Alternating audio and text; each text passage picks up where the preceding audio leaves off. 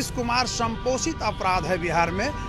किसी भी घोटाले की जड़ में अगर आप जाएंगे तो नालंदा में डायलॉग है, वो पेपर लीक आउट करेगा, पर्चा लीक करेगा, जो भी रहे, परीक्षा से संबंधित अगर कोई भी गलत कार्य करेगा तो उसको आजीवन कारावास का सजा का प्रावधान किया है। मैं बार बार आपको बोलता हूं कि बिहार में कॉन्स्टिट्यूशनल ब्रेकडाउन है, कॉन्स्टिट्यूशनल ब्रेकडाउन है। और बीपीएससी में प्रायः बिहार की जनता अब जो है ऊब चुकी है।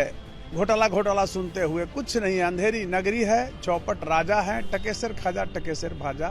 यहाँ के जनता का सबसे बड़ा चीज जानते क्या है? ये जनता भ्रष्टाचार के खिलाफ लड़ना नहीं चाहती है। ये जनता जाति में जकड़ी हुई है। उसको कहिएगा, अगर बोलिएगा कि सरकार चोर है तो उसके लोग जो हैं उनको बड़ा खराब लगता है, वो आपको गाली देंगे। बीपीएससी 17वीं को लेकर देखिए अभ्यर्थी लगातार री एग्जाम की मांग कर रहे हैं। ऐसे में मामला पटना हाईकोर्ट में चल रहा है, आज सुनवाई होनी है इसकी, और ऐसे में अभ्यर्थियों की निगाहें जो है सुनवाई पर है। कहा जा रहा है कि ये सुनवाई जो है आज भी टल सकती है। फिलहाल पटना हाईकोर्ट के जाने माने वक्ता डॉक्टर कौशलेंद्र नारायण है इस वक्त हमारे साथ जुड़ेंगे, बात करेंगे। कौशलेंद्र जी, कैसे देख रहे हैं 17वीं को लेकर री एग्जाम की? एक तरफ जहां अभ्यर्थी मांग कर रहे हैं, दूसरी तरफ पटना हाईकोर्ट में मामला चल रहा है, कैसे देख रहे हैं, क्या कहेंगे इस मामले में? देखिए अभिषेक जी, सर्वप्रथम तो मैं धन्यवाद आपको देता हूँ, लेकिन अभ्यर्थियों का निगाहें इस ओर रहना जायज़ है। हर कोई चाहता है कि जो कदाचार हुआ है उस पर अंकुश लगे और कुछ खुशखबरी मिले। लेकिन मैं बार बार कहता हूं कि छात्रों से हाईकोर्ट तक पहुंचने में देर हो गई थी, क्योंकि बीपीएससी ने री एग्ज़ाम लिया एक सेंटर का। हालांकि ऐसा कहीं नहीं होता है, पूरे एग्ज़ाम को कैंसिल करना चाहिए था। लेकिन आपको ये पता है कि पीटी का रिजल्ट भी आ गया है, तो प्रोसेस बहुत आगे बढ़ गया है।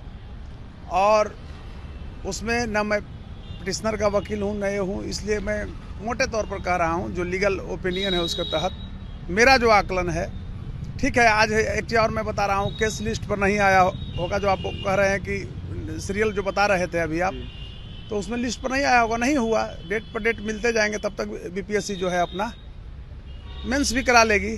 कहने का अर्थ हुआ ना कि मैं बार बार आपको बोलता हूं कि बिहार में कॉन्स्टिट्यूशनल ब्रेकडाउन है, कॉन्स्टिट्यूशनल ब्रेकडाउन है। और बीपीएससी में प्रायः ऐसी घटना और दुर्घटना, इसको कहिए, माने घोटाला है, घपला है, तो घटना दुर्घटना होते रह रहा है, लेकिन सरकार के ऊपर कोई फर्क पड़ने वाला नहीं। क्योंकि आप देखे होंगे अभी, और आपको ख्याल होगा, आपका चैनल उस समय काफ़ी सक्रिय था, 67 बीपीएससी में जब घोटाला उभर कर आया था। उस समय यहाँ के महाजन चेयरमैन थे और Amarinder Kumar controller of examination थे। 2 डीएसपी का नाम आया था, जिसमें एक डीएसपी जेल भी गए, रंजीत रजक जी, और एक आईएएस का भी नाम आया। हालांकि वो गुजरात कैडर में चले गए, अब यहाँ नहीं रहे। लेकिन अभी आप देखे होंगे कि जिस तरह से आप ही लोग मीडिया वाले ने जो आंतरिक इसका जांच चल रहा था ईओयू का, उसमें 18 जो नाम गिनाए हैं, जैसे रंजीत रजक डीएसपी के भाई एलआरडीसी बन गया था, प्रकाश नाम था। 2 बहनोई, एक अनिल और नाम था, हम आपको बता रहे राकेश, तो अनिल बन गए थे। तो अभिप्राय मेरा है कहने का यह कि बिहार की जनता अब जो है ऊब चुकी है। घोटाला सुनते हुए कुछ नहीं, अंधेरी नगरी है, चौपट राजा है, टकेसर खाजा टकेसर भाजा। और आप अच्छा अगर देखिए, यहाँ के जनता का सबसे बड़ा चीज़ जानते क्या है? ये जनता भ्रष्टाचार के खिलाफ लड़ना नहीं चाहती है। ये जनता जाति में जकड़ी हुई है। उसको कहिएगा, अगर बोलिएगा कि सरकार चोर है तो उसके लोग जो हैं उनको बड़ा खराब लगता है, वो आपको गाली देंगे। ये चरित्र हो गया है लोगों को। छात्र बट चुके हैं। एक समय था कि थोड़ा सा अगर गलती हुआ तो छात्र आंदोलन की इतनी मजबूत पकड़ होती थी कि सरकार हिलती थी। लेकिन आज देखते हैं आज़ादी के आधार पर, धर्म के आधार पर, पार्टी के आधार पर, और हमारे छात्र भी दिग्भ्रमित हो गए। वो नया ही आया, गांधी के मूल्यों का चीरहरण करने वाला, ये कहता है कि इसे हम सत्याग्रह करेंगे, और आपका पता होना, जन सुराज बना करके। और आपको पता होना चाहिए कि ये व्यक्ति कहा कि अगर हमारी सरकार बनेगी तो हम दारू दूसरे दिन बेचवाएंगे, शराब। उसके बाद बिना कहे हुए मैं आपको ये बताना चाहता हूँ, ये सरकार को दबाने के लिए, दिखाने के लिए और सस्ती लोकप्रियता लेने के लिए ये गांधी मैदान में सत्याग्रह कर लगा। आप ये बताइए, और आपके चैनल के माध्यम से आम जनमानस से मैं पूछना चाहूँगा कि सत्याग्रह इतना आसान होता है? गांधी का नाम दे करके, गांधी जी की आत्मा रो रही होगी, जिस तरह से अम्बेडकर को लोगों ने 5 रुपये में बेच दिया, गांधी को बेच दिया, ठीक उसी तरह से एक बहुत बड़ा धूर्त व्यक्ति बिहार में आया और सत्याग्रह का एक रूप दिखा करके देखा कि पब्लिक को हम दिग्भ्रमित करें। तो आप ये बताइए, सत्याग्रही कौन होता था? गांधी के पास कुछ नहीं, सब संपत्ति देश को छोड़ दिया था। और ये व्यक्ति 10,000 20,000 करोड़ के, प्रशांत किशोर के बारे में मैं बोल रहा हूँ, प्रशांत किशोर पांडे उर्फ धूर्त पांडे, ये अपना सरनेम चुराता है बिहार में, बताइए, पहले ही से चोरी करता है। इसका नाम है प्रशांत किशोर पांडे, ये अपने को कहता है कि प्रशांत किशोर। मेरा कहने का अभिप्राय हुआ कि ऐसे लोगों पर भी जांच होनी चाहिए, क्योंकि अगर आज मैं आपको बताना चाहता हूं कि जो भ्रष्टाचारी हैं बीपीएससी 17वीं में 70 में, तो उनको बचाने में इसकी अहम भूमिका रही है, क्योंकि इसने ही दिग्भ्रमित किया गांधी मैदान में लेकर के, तब तक बच्चे कोर्ट में नहीं आए। राजनीतिकरण कर दिया गया है, राजनीतिकरण कर दिया। पप्पू यादव रोड पर उतर करके 8वां क्लास 7वां क्लास के बच्चा जिसको बीपीएससी का फुल फॉर्म नहीं आ रहा है, उससे शीशा तोड़वा रहे थे, रेल के पटरी पर सो रहे थे। कहाँ गए भाई? कहने का अभिप्राय है कि आप सुनियोजित तरीके से और शैक्षणिक दृष्टिकोण से निस्वार्थ रूप से कोई आंदोलन जब तक नहीं कीजिएगा तो सफल नहीं होता है। क्या माना जाए, सुनवाई नहीं होगी कौशलेन जी? अब क्या होगा भाई?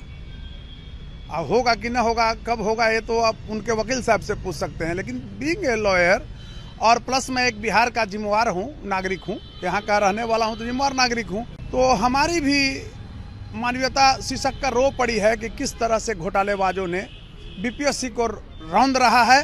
और आप देखिए, अतुल प्रसाद भी आए तो वही हुआ। अभी देख ही रहे हैं, ये मनु भाई परमार आए तो इनकी अजब, मनु भाई परमार की गजब कहानी हो गई। ये व्यक्ति महादलित मिशन में था तो फाइनेंशियल इरेगुलेशन का आरोप लगा। तो मैं एक चीज़ कहना चाहता हूँ, लास्ट पंक्ति होगा मेरा, कि आज 18 एसडीओ और डीएसपी रैंक के, एसडीओ मीन्स अब एसडीएम कहिए, अब तो एसडीएम वो लोग हो गए, तो एसडीएम और डीएसपी रैंक के पदाधिकारी 67वीं से आज 2022 से बन, और उसके माने वो समझिए कि 59वीं में थे, कोई 53वीं का है। और 2022 से लड़ाई चल रही है बिहार में। ईओयू 3 साल तक सोया हुआ था। तो ईओयू के जो अफसर है, इन्वेस्टिगेशन अफसर है, माने वहाँ अच्छे लोगों की पोस्टिंग होनी चाहिए और बहुत बारीकी ढंग से होनी चाहिए, क्योंकि ईओयू भी राजनीति करती है यहाँ। और मैं स्पष्ट रूप से कहना चाहूँगा कि बालू माफिया और शराब माफिया पुलिसकर्मी जो है, पुलिसकर्मी भी बालू माफिया हैं, और उनको ईओयू में आप पोस्टिंग कर दिए हो तो क्या होगा भाई? वो तो बचाएगा ही ना अपराधी के और मवाली के और आर्थिक रूप से जो चोर है उसको। तो इस पर भी सरकार को लगाम कसने की ज़रूरत है। और कल भी मैं बोला था, आज भी बोल रहा हूं, और कल भी मैं आपको बोल रहा हूं कि परीक्षार्थियों छात्र अब इसको टिप्पणी देते हैं कि नहीं लेट क्या हो गया है। मैं बता रहा हूं कि देर हो गई है बहुत ज़्यादा, मेरे समझ से लगता है। तो क्या कि कौशलेन जी? भगवान करे, हम वकील हैं, हम आशावादी होते हैं जीत जाए, लेकिन बीइंग ए लॉयर बोलते हैं अगर हमको, तो हम कहते हैं कि स्टूडेंट का पक्ष यहाँ कमज़ोर है और उनके पक्ष में बहुत बेहतर कोई फैसला आने वाला नहीं होगा। बेहतर फैसला नहीं होगा। क्या अगर फैसला आता है तो उन अधिकारियों पर जांच बैठेगी, उन पर कार्रवाई होगी जिन्होंने? अगर फैसला आता है, मैं तो आज भी कह रहा हूं कि स्पेशल एक्ट बना करके अभी बहुत अच्छा लगा केंद्र सरकार ने बनाई है, माननीय नरेंद्र मोदी जी की सरकार ने, कि जो पेपर लीक आउट करेगा, पर्चा लीक करेगा, जो भी रहे, परीक्षा से संबंधित अगर कोई भी गलत कार्य करेगा तो उसको आजीवन कारावास का सजा का प्रावधान किया है। तो भाई वही चीज़ पर करा देना। आप जानते हैं कि नीट का इतना बड़ा आरोपी, इतना बड़ा देश में राष्ट्रीय स्तर पर घोटाला हुआ, और उसके आरोपी संजीव मुखिया को क्या ये बिहार सरकार नहीं ना पकड़ पाई जी? तो इसके लिए इंटरपोल लाना पड़ेगा। अरे ये सब मिले हुए हैं, और सरकार संपोषित, नीतीश कुमार संपोषित अपराध है बिहार में।